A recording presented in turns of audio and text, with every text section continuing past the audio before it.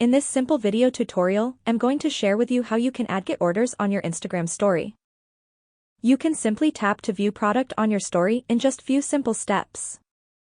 To do this, simply head into your Instagram.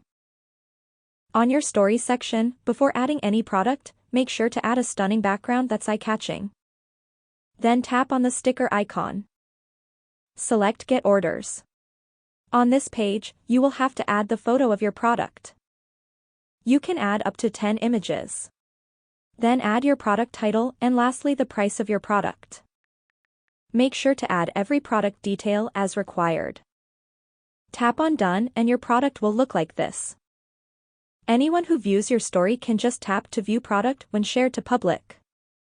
It will directly take them to the place order page to order for your product. That's how easy it is to add view product to your story on Instagram. If you have any questions, just let me know in the comments section down below. Please don't forget to leave a like, share and subscribe for more video tutorials like this one.